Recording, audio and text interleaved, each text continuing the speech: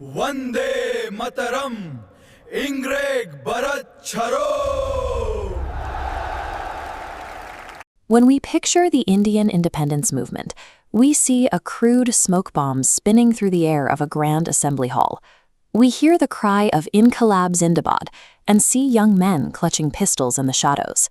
For nearly a century, our historical memory has fixed its lens on these explosive moments. We recount the martyrdom of Bhagat Singh, and we read these actions as the raw, emotional outbursts of youthful patriots striking back at the British Empire. But focusing on the smoke and the noise obscures the mechanics of the operation.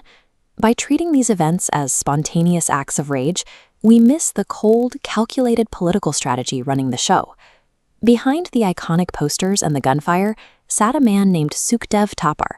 He was the organizational brain of the Hindustan Socialist Republican Association, operating away from the cameras to manage the logistics and engineer the movement from the ground up. We have to look past the pistols to find the man who treated revolution not as an emotion, but as a profession. In the 1920s, Lahore was a dense, highly charged political laboratory. Ordinary students met in the corridors of the National College and transformed into dedicated anti-colonial activists. In 1928, Sukhdev and Bhagat Singh took control of the dormant Hindustan Republican Association. Together, they added the word socialist to the party's name and its official program. This pivot required a massive amount of study. Sukhdev was known within his circle for an intense intellectual appetite, consuming everything he could find on Western revolutionary movements and digging deeply into Marxist theory. Sukhdev pushed for the total eradication of exploitation, aiming to protect the Indian masses from any ruling class, whether they were British capitalists or an Indian bureaucratic elite. For Sukhdev, violence without a deeply rooted socio-economic ideology was useless. Every action required a clear, systemic objective. As the organizational chief of the Punjab unit, Sukhdev treated the party's violent actions as calculated political marketing campaigns.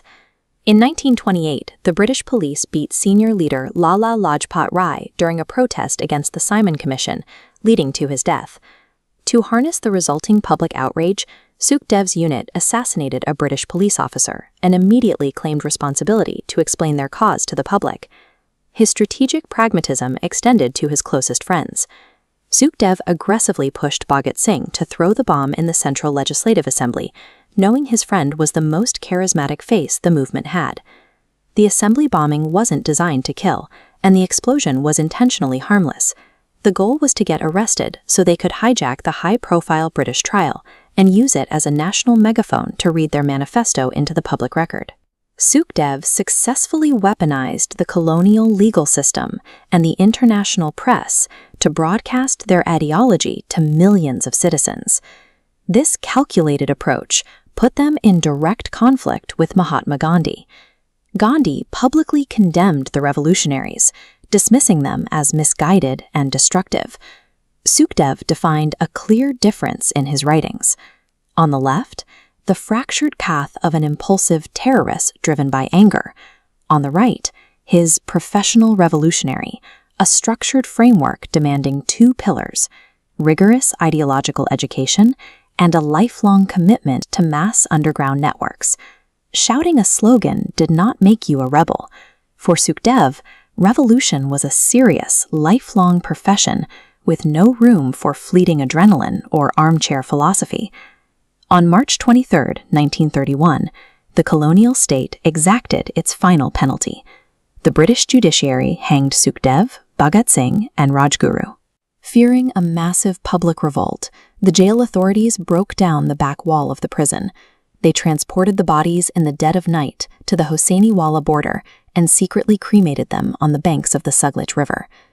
In their own judgment, the colonial authorities admitted exactly who they were dealing with. The court records explicitly identify Sukhdev as the brains of the conspiracy, recognizing him as the primary strategist. The state incinerated their physical bodies in the dark, but they could not destroy the organizational blueprint those bodies left behind.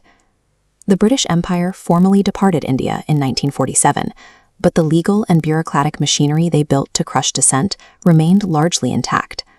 The colonial sedition laws used against Sukhdev eventually evolved into modern anti-terror statutes. Today, these exact legal mechanisms are used to incarcerate young students and activists who organize against state policies.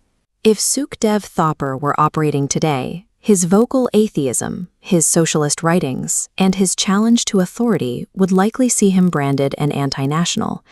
His ultimate lesson is that as long as systems of exploitation exist, the work of educating and organizing the masses continues.